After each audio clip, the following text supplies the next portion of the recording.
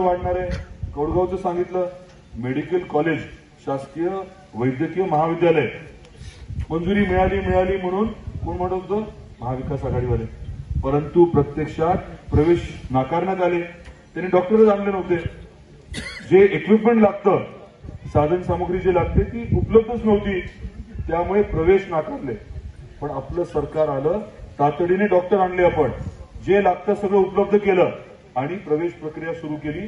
या वर्षी तिसरी बॅच 100ची तिसरी बॅच यावर्षी ऍडमिशन घेते.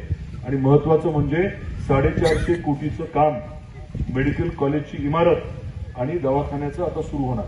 कुठे? नॅशनल हायवेला लागून. आणि महत्वाचं सगळ्यात म्हणजे त्या दवाखान्यात 300 पेक्षा जास्त तज्ञ डॉक्टर तुमच्या माझ्या रुग्णसेवेसाठी उपस्थित राहणार. 300 डॉक्टर. सिव्हिलला गेल्यानंतर डॉक्टर सापडतात का आपल्याला? पण इथे 300 डॉक्टर असणार आपल्या सेवेसाठी. एवढा मोठा फरक आपण करण्याचा निर्धार केला आणि आपलं सरकार असल्यामुळे या प्रत्येक विषयाला यश मिळतंय. कशामुळे? आपलं सरकार असल्यामुळे. केंद्रात कोणाचं सरकार आहे? राज्यात कोणाचं आहे?